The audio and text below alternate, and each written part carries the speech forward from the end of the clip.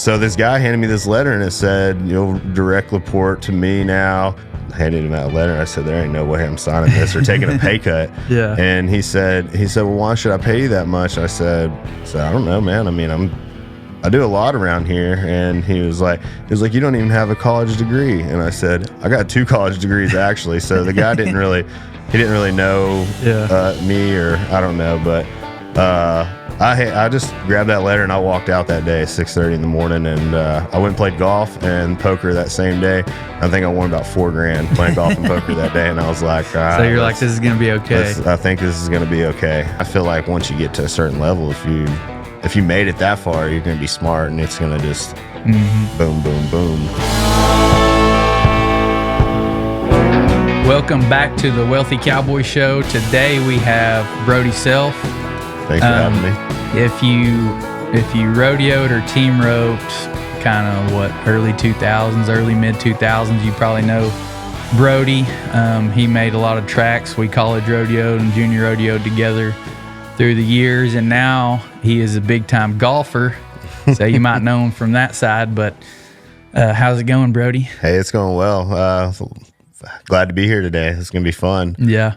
Me and you, we've been buddies for a long time, since, like you said, the junior rodeo days. So I'm excited to be on your show. It's been fun to watch so far, getting to watch you talk to people. I don't know, I listen to podcasts, but I don't know that many of the people. it seems like you know some of them, but you actually, we do know each other. Yeah. So that's been cool to watch you and see your show, and it's been inspiring for different aspects of my business and life too. It's cool to watch. Awesome. I appreciate it. Yeah. And so, like I said, we've known each other for a long time, since the junior rodeos.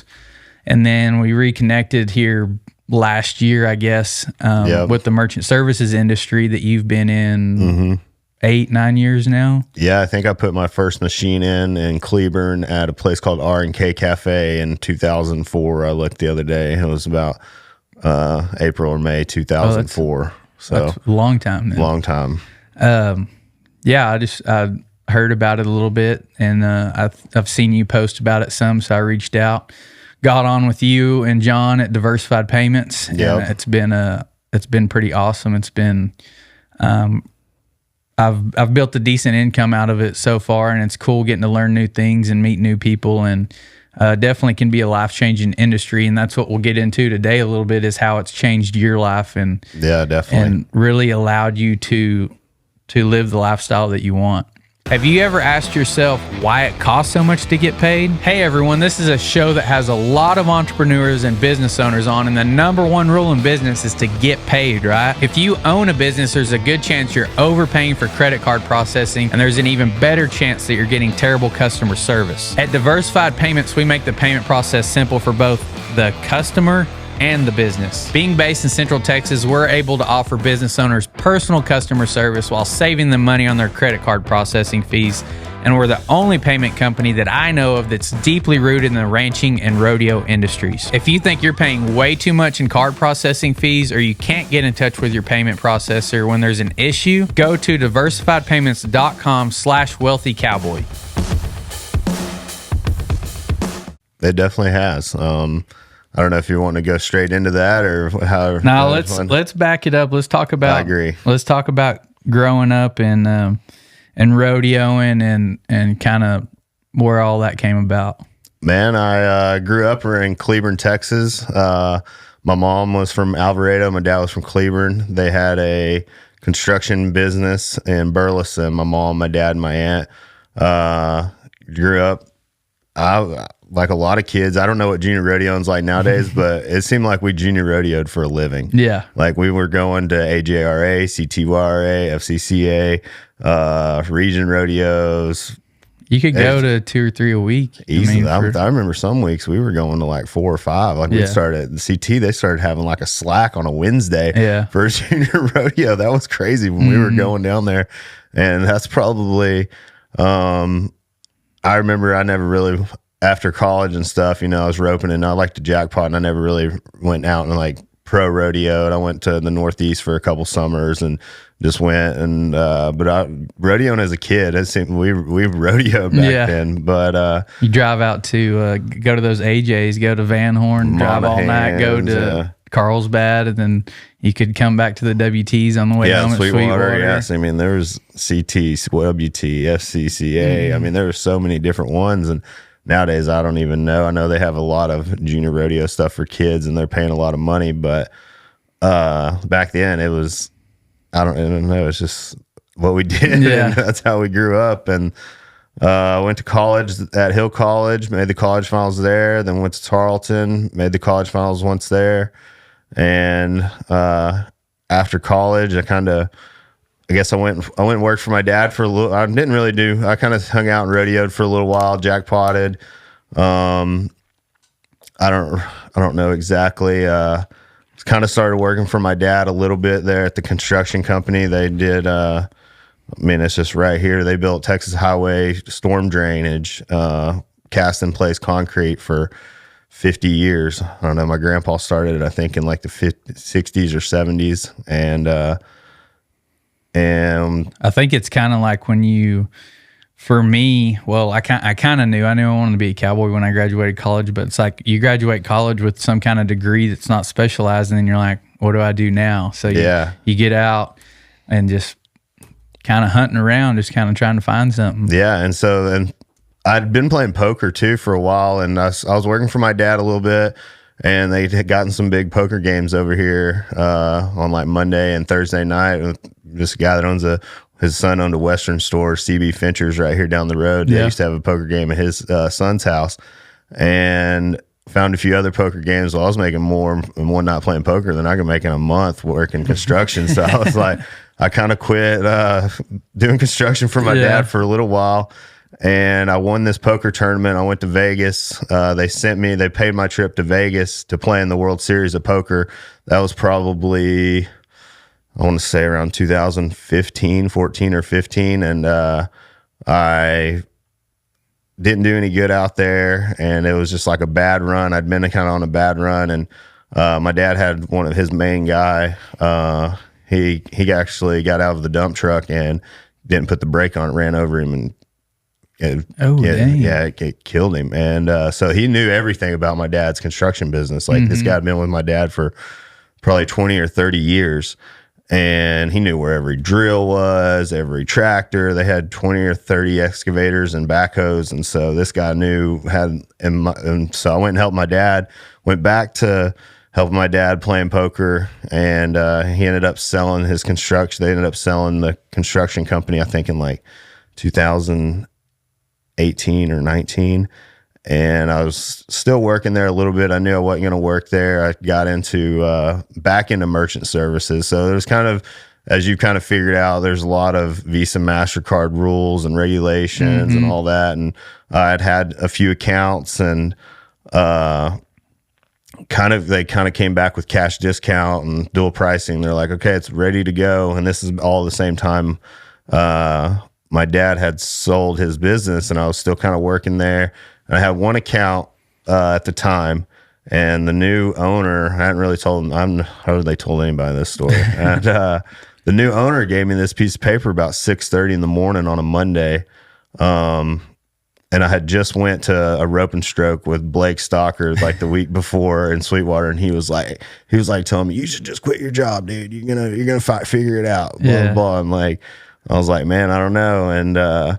And that Monday he handed me this letter, and it said, hey, starting from, you'll directly report to, and for granted, I never really had a real job except for working for my dad. And that was kind of interesting because like I worked, but like he had me doing a lot of crazy stuff too. I mean, he was doing all like weird. I was doing construction, but I was also doing like just whatever he needed, and odd jobs and stuff. Yeah, odd jobs, or he would send me sometimes to test out something that, like, I remember one time he sent me to test out this billboard company because he thought we could put these billboards up. And I was up there on top of this building, and him and my sister were down there watching. And I was like, I quit that day. I was like, I ain't never doing that again. But anyways, so this guy handed me this letter and it said, you'll direct report to me now, and your salary is going to go down. I think I was making like $1,600 a week before taxes back then, and it said it would go down to $1,100 from the people that bought your dad's construction company. And I would only get like 1 day off the rest of the year, and I think that was like in August. And I just walked in there and I just handed him that letter. I said, there ain't no way I'm signing this or taking a pay cut. Yeah. And he said, well, why should I pay you that much? I said, I don't know, man. I mean, I do a lot around here. And he was like, you don't even have a college degree. And I said, I got 2 college degrees actually. So the guy didn't really know me, or I don't know, but I just grabbed that letter and I walked out that day at 6:30 in the morning, and I went and played golf and poker that same day. I think I won about $4,000 playing golf and poker that day, and I was like, all right, so you're like, this is gonna be okay. I think this is gonna be okay, and then it started, and I don't know, here we are now, 4 or 5 years later. I've started, like I said, back then I kind of got out of the merchant services for a little bit and then got back into it. And that day I remember I had 1 account, and now I don't know how many I got, but I think it's treating me all right. Some people are just like cut that way, like to be entrepreneurial or, go into business, be their own boss. And they're just like, they're risk takers because you don't know what's on the other side. You can search and see these people that have success stories, and then maybe not see all the ones that didn't work out. Like when I started my journey, I was making, pretty decent money. I stayed pretty busy day working and riding. I kept some horses to ride and worked sale barns and hauled cattle and did whatever, hustled around. Yeah. And did whatever. But I knew that I was about capped out. So I was looking for something. And the first thing I found was life insurance. And then now I found merchant services. But it was a very odd time for anybody in their right mind to change careers, because Lottie was about a week from being born, our daughter. And I knew I'd been thinking about this for a while and searching, listening to podcasts and reading books. I was like, I've got to do something else. I've got to get into sales or do something where I have a bigger salary cap, where there's more potential. And I knew I couldn't just do it from my work and my labor. Lottie was fixing to be born, and so we go up there, getting ready to have her, and I told the sale barns, I wasn't coming back for at least a month, taking off for that. Well, that was it. I pretty much quit day working, quit taking outside horses, quit the sale barns, and I was like, my income went to zero with a brand new baby. And I was like, I'm going to figure something out. Yeah. And it's odd for most people aren't going to take that risk. Just like you didn't have anything figured out, but you knew you would go put out the work, find something that you could be successful in. Yeah, definitely. Like whenever I quit my job, I remember I probably had, or I guess call it my job, and I don't know, like that. I didn't really consider that a job, even though I had to be there. I mean, 6:30, 7 o'clock, maybe 6 o'clock a lot of times every single day. And I knew I didn't want to do that. I was like, even though I was working for my dad and I could get off early, like I could get my stuff done. Like I remember at that time I was going to Waco. We were building a loop around Waco. I'd start there. I'd go to either, I think we had a job in Clifton and Stephenville. We redid all of 281, the storm drainage from Hyco to Stephenville, and so all the retaining walls and everything on that text dot. And then we had a job in Waco, and then another one in Granbury. Well, that was my loop I made almost every day. Yeah. And some days I could get done pretty early, but I mean, some days you're there till it gets done. But I had it set up pretty good. But whenever I quit doing that, I was having team roping practices twice a week, and I had probably 100 head of Coriani steers that either I had on some lease land. I had probably 30 or 40 leased out that, people would pay, to rope them and then have those practices, and had probably 8 or 10 head of horses. And I was just like, it was a lot, and I never really saw it like really potentially getting ahead. Yeah. And so then I just sold everything. And I know that to some people, they're like, I've had people they've tell me all the time, they're like, man, you don't rope, you don't have a horse or nothing anymore. And they're just like, you just burn the boats. Yeah. It's just like, I'm just like, man, I mean, we've been doing it. I'm 34, and they're probably, some of them people are a little older than me. I'm like, dude, we just been chasing that dream for so long, but it wasn't, I don't really know like where the dream ended, or I was just like, I'm ready to try something else. Yeah. And I'd found golf, and honestly, and golf became my passion because it was something I'd never done. Like I didn't play golf growing up, and I just fell in love with it like from the get go. Yeah, and I think it's challenging. It's a lot like roping. I mean, it is a lot like roping. Any little movement in your wrist and your fingers, any little thing, and you miss, or shank a shot or whatever. Yeah, I definitely think it's 100 times harder than roping. But roping is definitely, I mean, like I was telling, we had our first podcast the other day, and I was telling Mikey, I was like, well, I mean, golf is like exactly like roping. Like the biggest, like I think 99% of golfers can't break 90, and so I mean all the biggest. I don't know how to compare this to roping, but all the biggest ropings are the people that aren't the greatest ropers. I mean, the lowest number of ropings get 500 or 600 teams, warriors. And the Open gets 50. And so I mean, it's just like that. Which of course, it takes a lot of work to get to that top tier. But for roping, it wasn't like golf for me. Like I'd had a rope in my hand my whole life, and roping kind of came natural for me. I would say, I mean, I won a truck when I was 15 years old, and I'd won probably 20 or 30 saddles by then. It just kind of, not that I didn't work hard at it. I definitely was out there roping the dummy 100 times a day. Cause I don't know, when I was growing up, I was in the dummy ropings all the time, where you could do the reaching, and I won a bunch of saddles and other trinkets doing that. And so, I mean, I definitely put in the work, but roping just kind of came natural. Golf, it is, man, the work you got to put in, and still how bad you can suck at it. It's crazy. I think I shot 94 and 89 and like 81 last week. And so, I mean, it's just, I mean, that's 81's pretty good. 94, that's a real bad day. And I don't think I could do that in roping, even not roping for a long time. Yeah. Yeah. So you found merchant services. How did you find that? So I was sitting at a poker game not too far from here, actually, and this guy was like, said he was in merchant services, and I went over to his house one day, and he brought the owner of Pancho's Mexican Buffet over, and this guy named Gavin McLeod is what his name was, and Gavin was the first person to really like put in what we do now, cash discount terminal. And it was in Poncho's and a couple others. I think it was in some CC's and Old South Pancake House.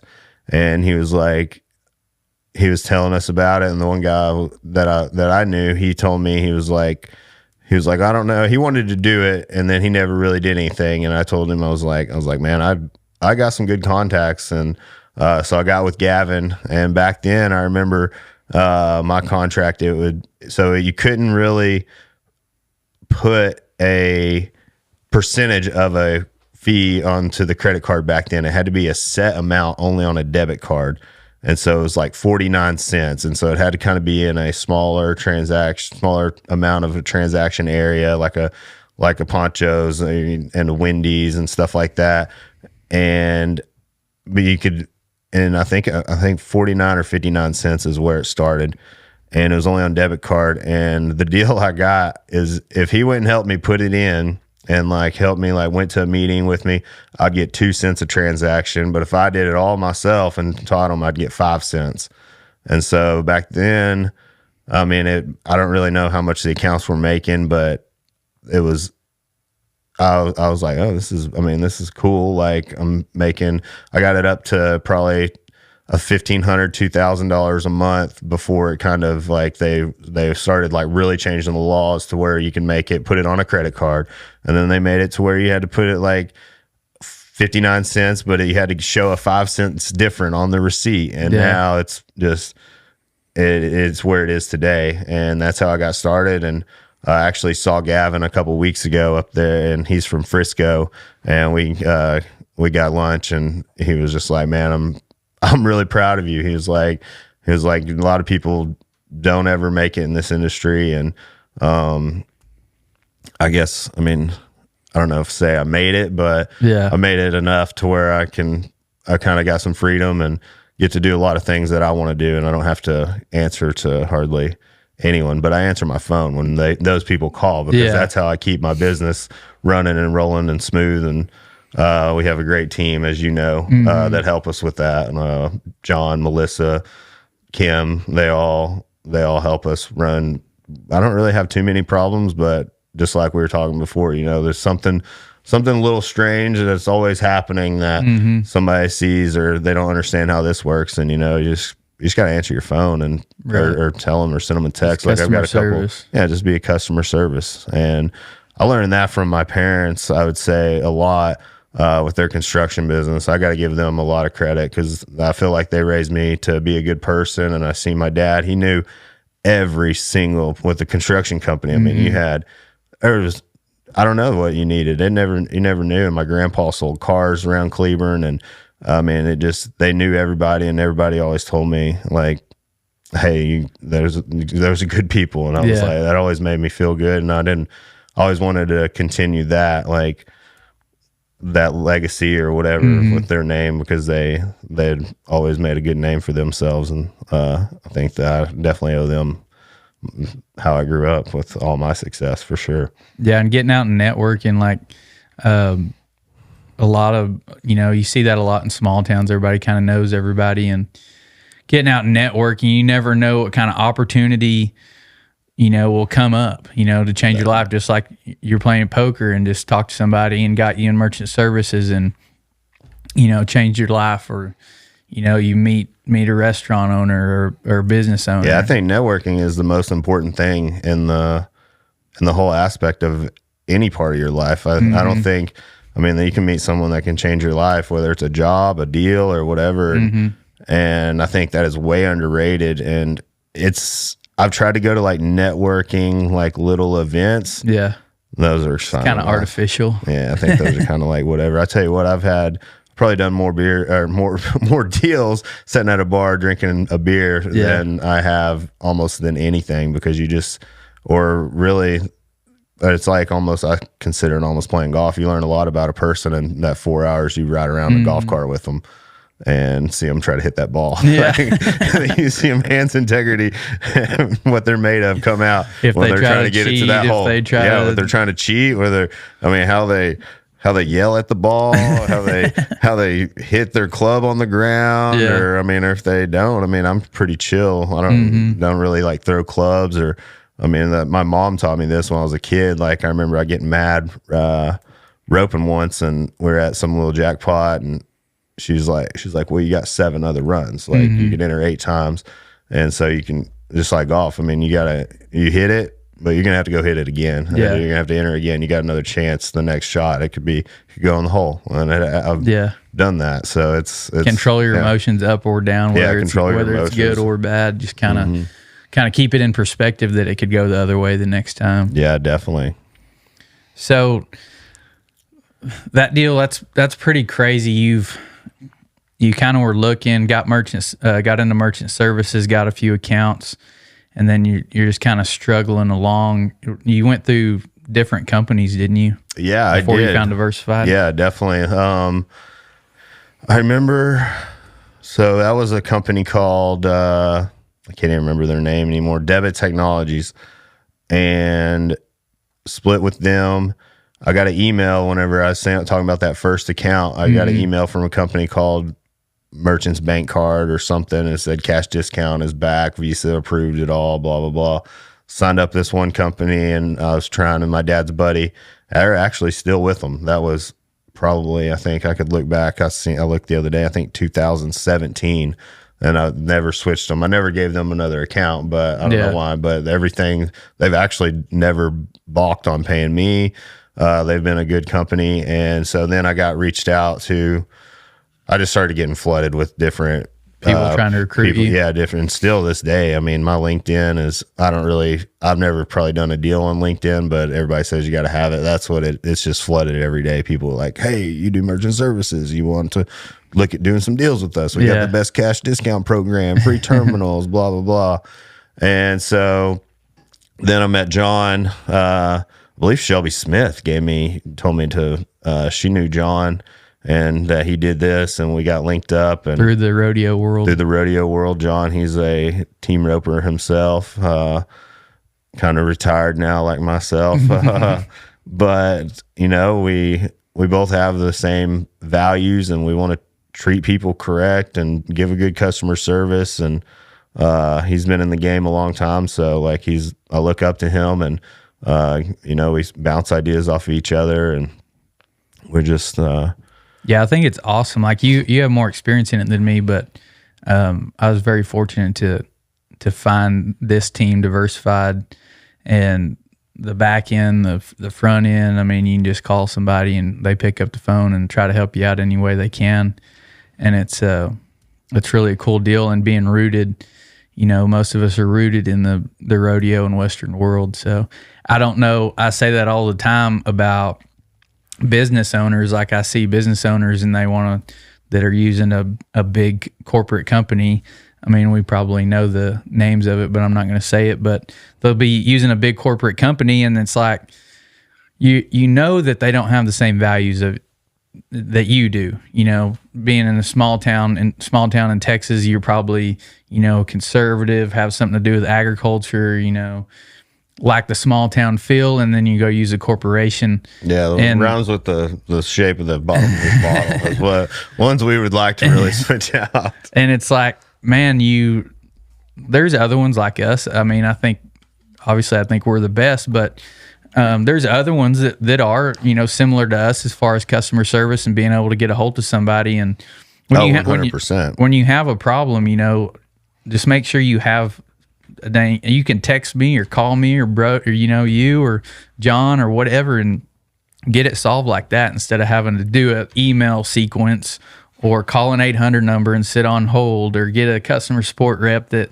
doesn't speak English. Yeah, because I mean, really, I would rather them just call me and let me just initiate the issue, because we deal, like, nobody's account is the same. Like, this person might be at this company, this one might be this company, this one might be, and it's just because that's the technology or the processor or the batch time they need. And so they don't even really know to where to go with it. And like, not saying they don't, but I would rather, I can get it done faster than they can. They don't have to call it 1-800 number. I probably have someone's number there at that company that we can get a hold of pretty quickly. And I like to do that, you know, anyways, whatever I'm dealing with, like, hey, just call this person, and, you know, if they got the answer, then solve it right then, instead of having to go and call, make this big circle, and then hear back from somebody and email them. And yeah, I'd rather do it too, because then I'm learning something myself, maybe if I haven't done it yet. And I know I've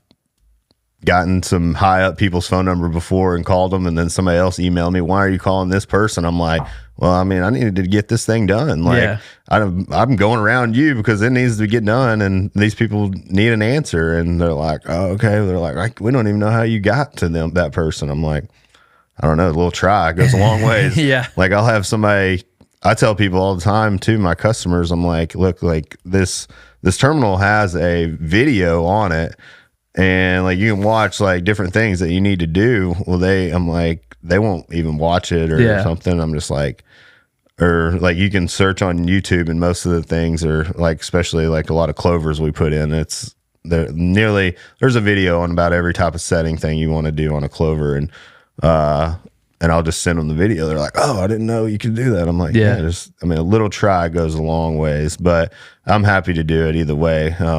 Yeah, at least, I mean, you're the same way. Like, when I set somebody up, we give them all the resources. Like, here's these support numbers, and then also you have my number, and then you can watch these videos and all this stuff. And then, but most of the time it ends up coming back to, they'll just call or text one of us, and then we got to give them that answer to call call support, or if it's a terminal thing, or watch a video, or sometimes we can explain it, however that goes. But some people would rather just call us I got first. some people that they're going to call me every single time for the if I don't know. I've had this industry never surprises me, honestly. And then I have some people that will do it like I do it, and they know, they want to know the ins and outs of it and get down to the I don't even know what I'm trying to say, but they want to figure it out themselves too. And so it just depending on who you're dealing with, but we try to make it as easy as possible for everybody. So for a little diversified plug, if you have a business and you are watching this show, you probably need to be doing business with us at Diversified Payments, and you can reach out to me or Brody or go back to John's episode and hear his story and reach out to him. But let's get out of the commercial and let's get to what you do now, golf. And you've done some cool things in that industry, and not just doing it for a hobby. Now you've actually built something in that. So still do merchant services, of course. I don't know, I could be doing a lot more of that if I wanted to, but it has been lucky enough for me. I've gotten to where it pays me enough every single month that money's coming in, and started playing golf. I remember, I think the first time I really got hooked on golf, me and one of our junior high rodeo friends, Bryce Stafford, we would play on Sundays, and we'd do a 2-man scramble, and we played with two better golfers. Me and him, we kind of butted heads, and we're talking like, oh, I'm better than you, blah, blah, blah. So we decided to play for 500, like by PGA Tour rules, and I think we shot like 127 and 129. He beat me, and that's whenever I was like, you're never beating me again, dude. and paid him that 500, and that stung more than anything. And so then, I don't know, actually the money didn't sting as more as him beating me. But so then we started playing golf, and I got a little better at golf, and they had these rope and strokes. And for everybody that don't know what that is, it's you rope about 6 to 8 head of team rope and steers, and then 18 holes of golf, and they'd add it up, and whoever would win. And I remember like there were some guys that were really good, and I never even stood a chance. And so I started playing a lot more golf and got a lot better, and then started playing with like Mikey and Blaine Vick and Kyle Crick and a lot of them old rodeo dudes that were our buddies. And we were gambling on the golf course like maniacs most of the time. And I was the one always keeping up with the score. And so whenever the scorecard get done, it would be dots and numbers everywhere, and there would be 5 of us playing. And so we'd have like 6 or 7 different games going on. So each game would have to be paid out, and then you would get the next group of money coming in, and then I would send, like, it would just be money exchanging hands all over. It'd take an hour. I mean, to figure it all out. Yeah. And I remember like most of the people, they would just be like, just figure it out later. Especially in our like tight knit group of rodeo friends, they'd just be like, just text us what we owe. And no one really hardly ever questioned it. I would just like send a picture, and and so me and Mikey were like, man, there's got to be a better way to do this. And so we started building a golf app. It's called Daily Dogfights, where we just got approved to the App Store, but we haven't quite launched it yet. We're waiting on some integrations to finalize, final testing on some integrations, but it was exciting getting it into the App Store. I think we've been working on it now since we started the journey, almost 3 years of like first initial conversations with different app companies to maybe a year after that, we finally chose one and kind of had the money saved up to do it. And me and Mikey, we just started doing it, and it probably it's taken longer than we wanted it to, but we funded it, and we did it all on our own till we had we've gone through about 3 different app developers, and now we've got a great team, a whole team actually now. Like we've got a CTO, we've got investors. Once we got to actually got an actual product, something that I can send you and you could use if you wanted to. Right now, it's a little still just almost. Once we get it finalized, man, I can just tell you to download in the App Store and be so happy. But you can still get on it, but it's a little bit of a process. You have to go through a development app that Apple has, like a test app that you can test your app in, and so it's kind of a little process setting all that up. But it's working good, and we're excited. And I never thought I'd say I got a management team, but we've got a management team. Or an app, probably. I don't know anybody that has an app, I don't think. Yeah. I built one in college. I called it iRodeo. And back then, that was in 2011. So, like, it was still very, very, the apps weren't really, I think the iPhone came out in 2007. Yeah, I think I had a flip phone back then. Yeah, still. I mean, a lot of people did. And, that app, it was pretty cool. It did a lot of different things, and like we had some meetings with like some big rodeo people like Wrangler and Justin Boots, and they were like talking about promoting their like YouTube channel and different things, and then we kind of got to the stage like where me and Mikey got with the first app company we dealt with, and it was going to be like $400,000-$500,000 to make it go to the next spot, and I was just kind of like, well, we did it to here, bunch, but but this is a complete different animal of what we're dealing with, and there's a lot more golfers than there are rodeo people, right. So hopefully we've already taken on. They kind of cross too. There's a lot of rodeo guys and stuff that there's a lot of guys, good golfers that rope and do. I mean, they're athletes, and everybody likes to make it competitive and. Gamble a little bit maybe, and we play some of my favorites. Or we play Dustin Negasqueeza and Levi Lord. Them guys they're good team ropers, and they're fun to golf with, and they can play golf pretty dang good. They got a little good shit talking to them, which everybody kind of does to some degree, I guess. But it's this we've already gotten investors. We're about to take on a second round of investment to where we're gonna be. This just sounds crazy to even say, but hopefully we're going to golf for a living now. Yeah. And like we had to do a podcast. Like I've been saying for years that we should since we started this deal, I'm like, we're going to have to do a podcast, Mikey. We're going to have to do a podcast, Mikey. And we never, I mean, I could imagine if we started it 2 or 3 years ago where it would be, but we finally, from that management group that signed us not too long ago, they basically told us, hey, you got to do a podcast, and that's how we kind of all got here. I found through my friend Lana, she knew Jonathan and Taylor, and that's how we all kind of found this podcast here. And this is a cool studio. I love everything, the logos and all of it around. I watch a lot of podcasts too, and I think so y'all have a Daily Dogfights podcast and a Daily Dogfights app. Yeah, we're gonna have a podcast, merch. Oh, there it is. And we're going to have golf tournaments, and I mean the whole... Maybe some rope and strokes or something? Yeah, we'll definitely be having some rope and strokes. Rope and strokes are kind of funny. We have to make it a little bit because rope and strokes don't really make money, but they're a lot of fun. Yeah. And we're not just... We gotta make some money. We've been spending a lot of money, so... Yeah. But yeah, that journey has been amazing. I mean, it's taken me...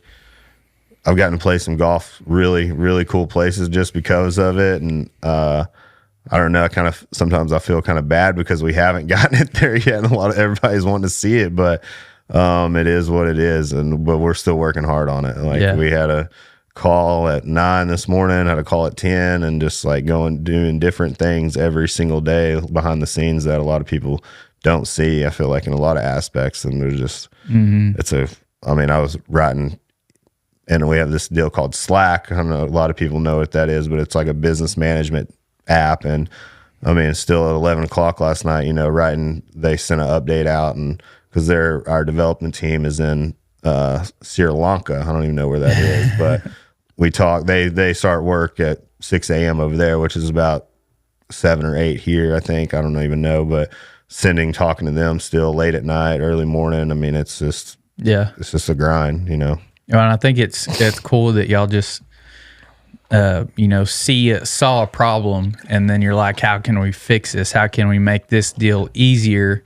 And then also see that it's going to make your life easier, and you can help a bunch of different people. And hopefully make you some money out of it too, and be able to follow your passion and go golf more. Yeah, definitely. Yeah, because it's definitely our passion, and we kind of thought we put it out there a little too early. Last year we went to the PGA show, and we thought we were close to being ready to launch, and then now that I see what it is now, how good it looks, and we really weren't. And I went back last week to the PGA show and thought, man, these people are going to be like, oh, where's this app, blah, blah, blah. Mm-hmm. But all the people we met last year, we still saw them, and they're still it seemed like it was just yesterday, and they're still as excited about it as they were. So that was exciting for us too. And now we have gotten it into the App Store, but we're probably going to wait. Like I said, we're still waiting on some integration things with some other, like the golf handicap system and one of the mapping companies. We're waiting on to get a few things finalized with them, and then hopefully we'll test it for about a month, I think, with like a small couple hundred people, and then we'll be hopefully about golf season mid-March. We'll put it on the App Store and ready to roll. Yeah.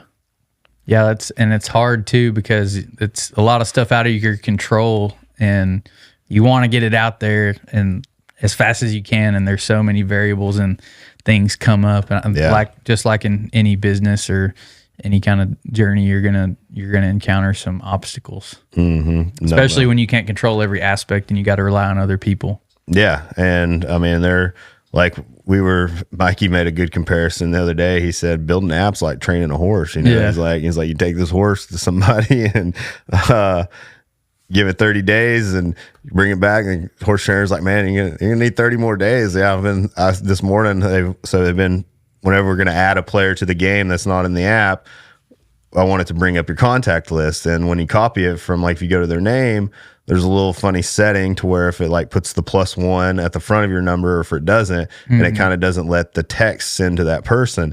And so this morning I was like, I've been asking for this for a month, like, get it on there. And made me think of that. Like, we need 30 more days to train this horse. Yeah. But never ready. Yeah. Never ready. I got some wrap up questions for you. What you've gone through such a journey of, changing different industries and playing poker and rodeoing and doing different things and just hustling for a living. What's a piece of advice that you would give to, I say, a broke kid, or, somebody sitting at home not happy with their career, or somebody in college not knowing what they're going to do? Man, I would say just bet on yourself every day. And when you're sitting at home watching TV or something, I mean, I remember looking up, like, trying to find something like credit card processing, and like trying to find something. I remember hearing residual income at a young age, and or trying to find something that you can save up some money and invest $5,000 in, or like somebody that needs a little, I mean, just betting on yourself and getting out there. And I mean, putting yourself out there, networking somewhere, somehow. Yeah. Whether, I mean, we go to this little local bar right here a lot, and there's some successful people that just like come through there. It's just a hole in the wall old bar. It's been there for like 60 or 70 years. And I've done credit card deals in there just by sitting in there working. Go in there and get on your computer or something and just talk to people. Yeah. Ask just people what they do. Getting around the right people. Yeah, getting around the right people. Asking them what they do. Asking them for advice or anything, I would say. Yeah. Yeah, that's good advice. I always, say you got to get started. Like imperfect action is going to get you further than sitting around and just thinking, just going and talking to people, and if you're wanting to start an app, taking steps to do that. If you're wanting to get in a new career, keeping your eyes open, talking to different people, getting out and networking. Yeah, definitely. I remember as like a kid too, I always looked at like driving past a business or something, or like wondering how that place made money, or like wondering. I remember one of the first ones I thought of when I was a kid was like Eskimo hut. I don't know if you've ever been to one of those, but I told my dad, I was like, we should open an Eskimo hut when I was probably like, I don't know, 12 years old. Yeah. just like looking. I mean, All you the can find rodeo out. parents loved that place. Yeah, especially at Abilene. That's Yeah. the first one where I saw it was Abilene going to at a rodeo with my friend's mom, and just like you can find. I mean, you can email those people. We almost opened one. We were really close, and in Granbury, and then they sold it to another person that bought 5 franchises. But you can email them, and they'll send you NDA, and they'll send you like financials and like how much this store's making, or like how much it costs to get in, or I don't know. I mean, nowadays it's definitely, I mean, real estate's gone up. I mean, everything's way high and hard to get into, but I don't know. I mean, something's going to click, whether it's, but I think getting in, betting on yourself or doing some type of sales to where you don't have a market cap or anything. It's just, that's the only way to really ever get ahead unless you're just built to work for the man. That's all you can. And I think just like keeping an eye open for opportunity, just like you're saying, in anything you can, figure that out. Say, how is this making money? Is there opportunity here? Like any problem you encounter in your life, you can look back, say, hey, can I make a solution for this? And then monetize it somehow and solve this problem for other people too, just like y'all did with an app, like we do with the credit card processing. It's all about solving people's problems. And a real good quote that Zig Ziglar, old sales trainer, used to say is, if you help enough other people get what they want, you will get everything that you want. So it's all about solving a problem for somebody else. And the bigger the problem you solve, the more you can get paid for it. Yeah. Like, I mean, so where I live, right up here in Fort Worth, it's like a shopping center deal. And there wasn't somewhere I could go get a fountain drink in the mornings or something. And I was like, man, there needs to be like, there's probably like 13 to 15 restaurants. There's a bowling alley. Like there's a lot of them. There's shopping, and there's not somewhere where like I think there's about 1,200 residents that live there too. And then they got other people that work there. Yeah. Yeah. And I'm just like, there's got to be something like a market or something. Well, I mean, there's a Trader Joe's or there's a Whole Foods. I mean, just at the end of, but you got to like drive in to where we live, a good little hike. I mean, it takes you 5 or 10 minutes if you get in your car, but I mean, sometimes you don't want to do that. I mean, maybe it's lazy, but it's convenience. And, so I started I reached out to the management company, Simon's, and asked them, and what's the rent? What's the process of all this? And, we're supposed to break ground on it. We're opening basically a market, grocery store, whatever you want to call it here. And we're supposed to break ground on it maybe today, or I don't know. They're supposed to start setting up barricades. And that was just one thing. I mean, I don't have a large percentage of it because it costs a lot of money, but I knew I asked a couple people and they said no. Then I asked one dude, and one dude was like, wow, like I can see this potential. And he took it over and got a couple other investors, and they pretty much took it all over, and I bought a small percentage of it, but I'm still excited. I mean, just like stuff like that. Like I put probably 6 months, 6 to 8 months of nobody knowing that was even going on, just kind of knowing that I probably actually couldn't afford to do everything. I mean, I think I don't know how, I mean, I'm not going to say how much it cost, but I mean, it was expensive, but I mean, it's that's another project that's about to start. And that's been an exciting journey too. Yeah. And it's cool that you've come so far and you're still looking for new opportunities and to solve different problems. And I always say I've heard it somewhere else, but it's not about how many resources you have. It's about how resourceful you are. So you saw an opportunity there, and instead of saying, yeah, that would be cool, but I could never do it, you say, I'm gonna reach out to these people with money that I know that might want to do it. And then you finally find the right person, and you're going to get a little chunk off of it. So that's pretty cool. Just being resourceful. Like, don't ever say you can't get something or can't do something. You can just figure out how, just backtrack it. Whether it's finding somebody that knows how to do it, or, just leaning into it, and learning the hard way. Yeah, definitely. Do you have, I know you said after we did Buster's podcast that you read the little red book of selling. Do you have maybe top 3 books or something that has helped you in selling or in your Honestly, life? that's probably maybe one of the only books I've ever read in a long time. And there's another one. That's a good one. The red one, and there's a silver one. It's about the cash register. The guy was in the cash register business. That I think his name is Jeffrey Gitmo. Gitmore, I think. Gitmore. Mm-hmm. I think he was something in the cash register business. So I read that one too, and I know one. I like to listen to Ed Milet and his one podcast. I really like that. I tell people to listen to this one, or I listen to it probably once every couple months. It's like how to control your mind to get anything you want. And it just, I really think that one podcast really did kind of like change my life and like open it up to where I was looking at a more broad picture of everything. And, Ed Milet's he's got a hell of a story, built a big insurance agency and is a big motivational speaker now. And he always talks about how it just takes one person. He was one person in his family that changed his whole family's trajectory for generations. You know, came kind of from nothing in a bad family and all this, and then made a bunch of money. I mean, he's got his own island. He's got and just thinking differently and putting himself out there. Yeah, like Garth Brooks and Kevin Hart, both of their documentaries too. They say, I'm pretty sure Kevin Hart says, I know Garth Brooks does. It's like one person walked into that bar when I was singing The Dance, and he's like, that lady changed my life forever. And now like all these people, they can, once you get to a certain level, like you can hire your friends or maybe not hire your friends, but you can start something else with them, and then you got something, then it's just create more opportunity. I mean, I feel like once you get to a certain level, if you made it that far, you're going to be smart, and it's going to just boom, boom, boom.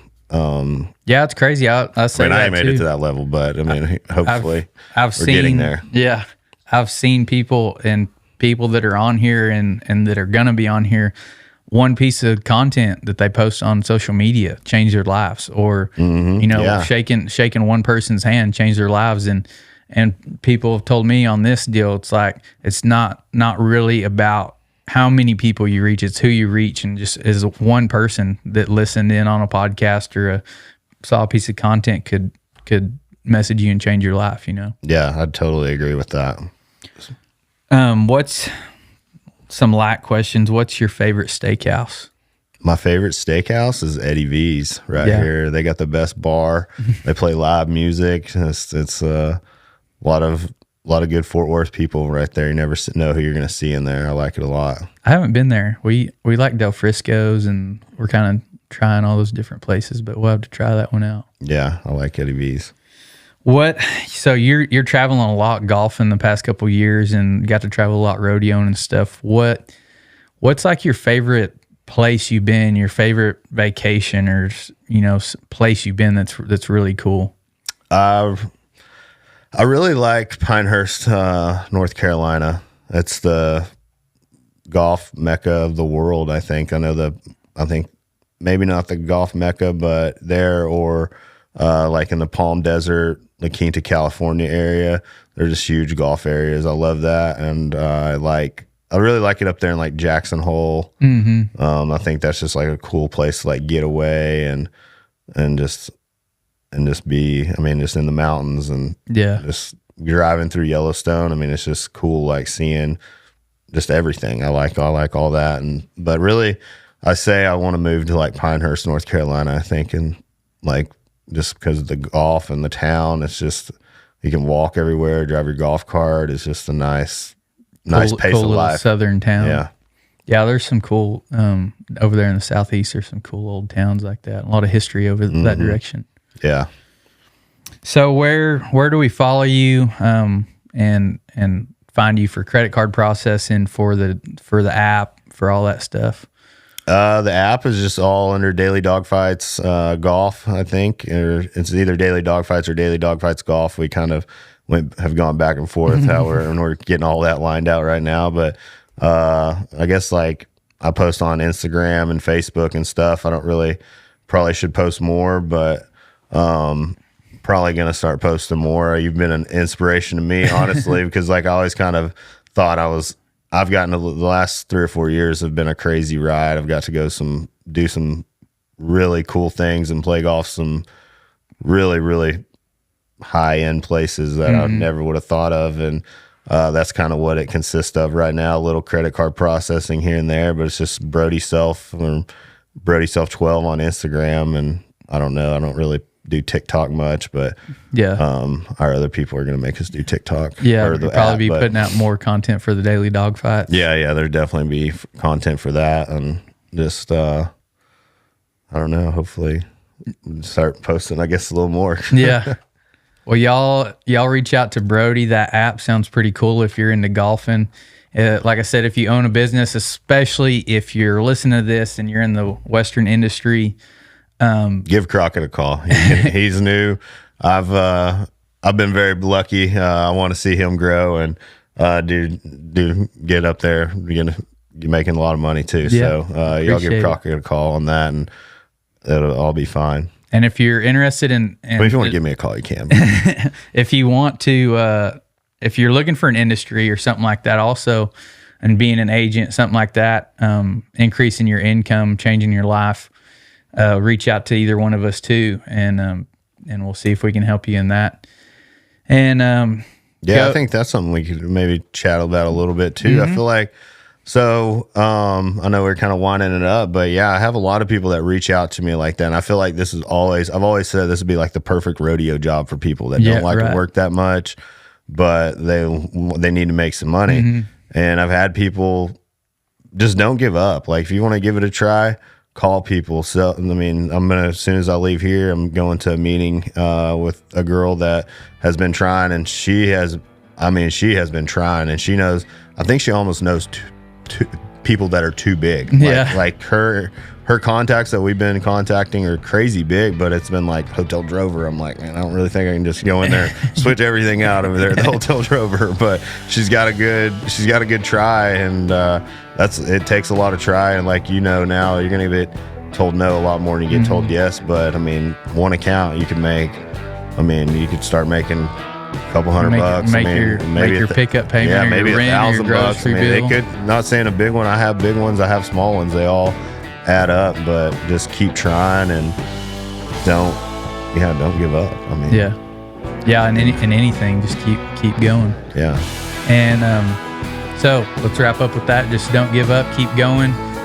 Please rate and review the podcast. If you're listening to it, you can also watch it on YouTube and share it out. If you did not get something valuable out of this, I don't know why you wouldn't, but please share it out anyway, because somebody else might.